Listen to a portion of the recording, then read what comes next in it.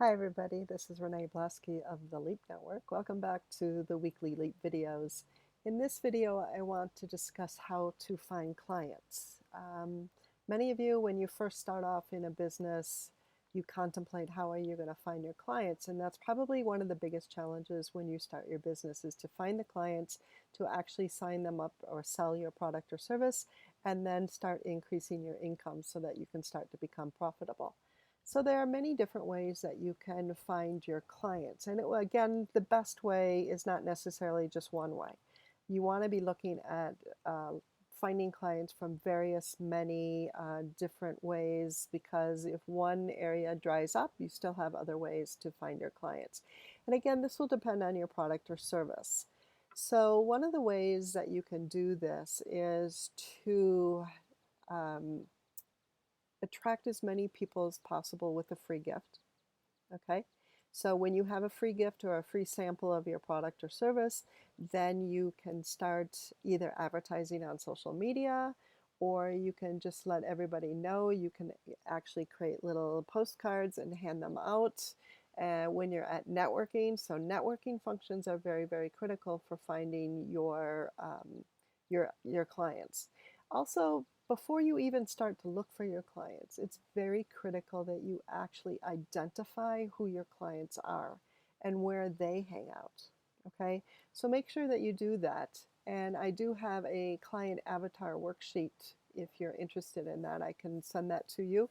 Just let me know, sign up, or just give me your private message me on Facebook, or go into my council, my coaches council, and just contact me through that. But keep in mind that you don't necessarily just want to grab everybody as a client or customer. I've discussed this before in other videos, that it's ideal if you get clarity as in who you serve, okay, who your customer actually is. Once you know that, go out and find out where they hang out. Who do they associate with? Do they belong to trade associations? Do they belong to a women's group? Do they belong to a men's group? Do they belong to a different sporting association or an occupational association, such as teachers or doctors, lawyers? Who are your ideal clients? And make sure that your free gift gives them an idea as to what you offer. Okay, so you're wanting to create a marketing funnel. So you're attracting people from the top and then giving them that free gift. And then you hopefully have a mid-level price product or service, and then you have a high-end product or service. Okay, so again, it really depends on what your product or service is as to how you shape your marketing funnel and what you're actually offering. But to get those people into your marketing funnel, you need to go out and let them know that you're even there, that you're offering it. Now, your website can help you do that, and I have a video on the web, or about websites and what you need to have to be able to show that you are actually in business. So have a look at that video if you haven't already. But you need to go out and do the networking. You need to make connections with people that are potential clients. Now, I've also talked about this in the C series about getting connected. So go ahead and have a look at that video as well. But it's not always about every single person one is going to be your client or customer, but they may know somebody who is a good potential client for you. Okay, so again, learn how to introduce yourself such that they immediately get who you're trying to connect with and who you're trying to help through your product and service. Okay, so you can also do newsletters. I would suggest that if you do decide to do a newsletter, that you keep it consistent. It should be at least once a month, if not twice a month. I do mine twice a month. Don't make it so long that people don't want to read it. The other day I was sent an email with a newsletter in it, and it was so long that when I opened it, I immediately closed it, didn't even look at it because it was just way too long. Um, and if everybody's sending you newsletters, you're not going to spend time reading one that's, 5 pages long. So keep that in mind. Keep it short. If you want to keep it a little bit longer, truncate it so that they click through to your website where it continues as either a blog or a newsletter. Okay, so keep that in mind. You also have all of the social media outlets that you can use to try to connect to people and let them know that you are in business and that you're offering a free sample or that you have a free gift to give away. Okay. Now, one of the biggest areas that I have found that people don't utilize is that they go into a new business, but yet they don't tell their family and friends necessarily what they do. So let me ask you, does your family know what you do? And who are your ideal clients so they can help you? Same thing with your friends. I know a lot of people get uncomfortable because you're effectively opening yourself up to criticism from the people that are closest to you, your family and friends.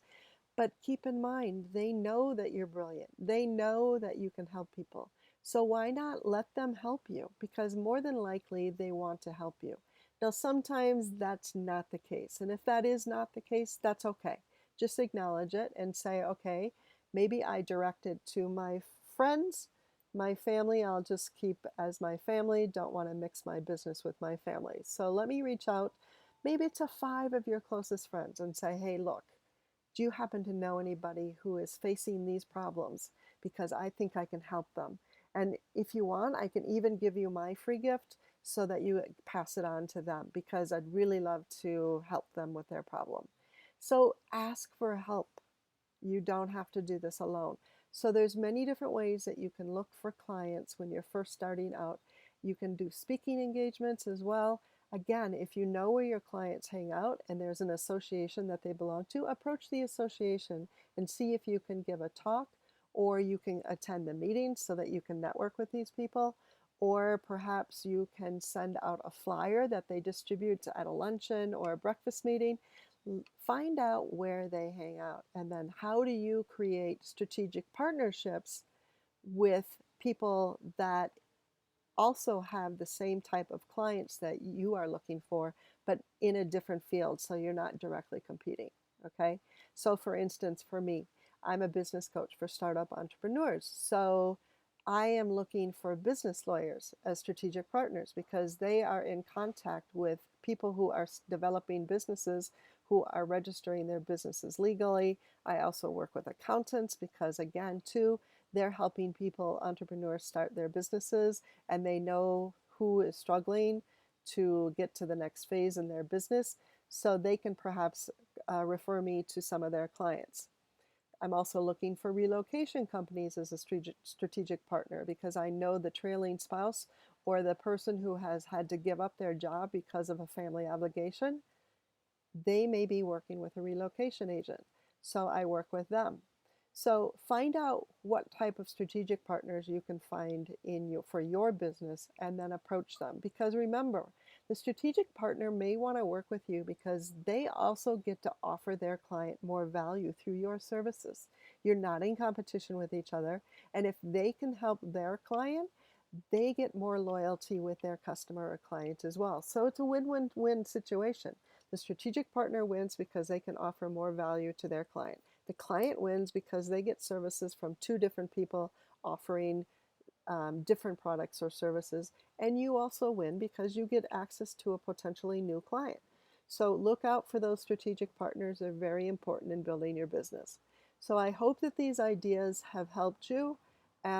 Just so keep out, getting that free gift, getting a newsletter out, approaching your family and friends, get out of your comfort zone, get to your networking, look for those strategic partners, get a newsletter.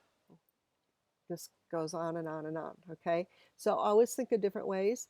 And if something doesn't work, figure out why it's not working and then either fix it or decide to go in a different road. It's all a matter of experimentation.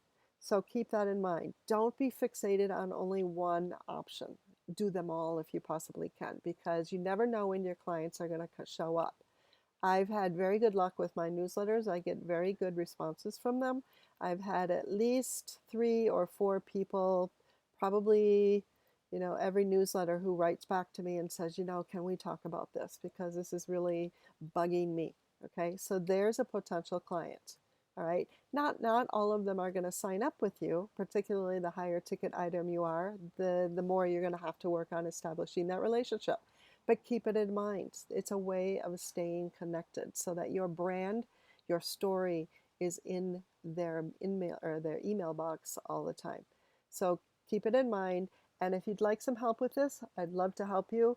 I do offer that 1 free hour consultation, no obligation, and I'd love to help. So let me know. I will give you the calendar link and you can book an appointment. And as I said, it's no obligation and it's free. So I love to help people. And if I can help you, all the better. So until the next time, take care. Bye.